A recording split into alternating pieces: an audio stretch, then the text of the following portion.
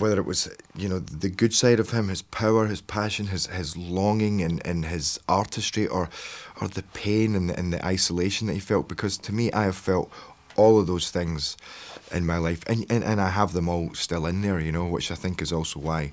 Because Joe had seen all of my work, and I think between Attila and Dracula and the Jury, all these different characters that I've played, they all had facets of the Phantom in there. And when you get a chance to do something that you can really identify with, and it has moved you in a way, and you think, if it moves me, I'm sure it will move other people, then, and you know it has anyway, you know, that's why the musical has been so successful, then you think, I have to do this, I have to eat this up, I have to just, that's what I'm like, you know, once I get into something, I just dive right into it, you know. It was a job that I knew that I could really just abandon myself to and throw myself into, and give it everything of all the things that I have within me.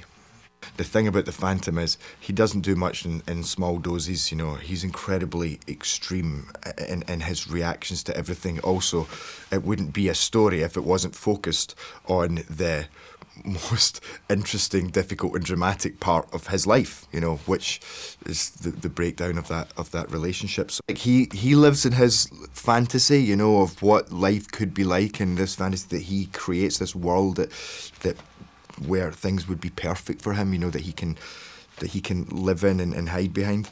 The music of the piece is so incredibly moving and powerful, and you know, I've heard it so much now, and yet it never fails to just move me, you know. I just think it's the most gorgeous music.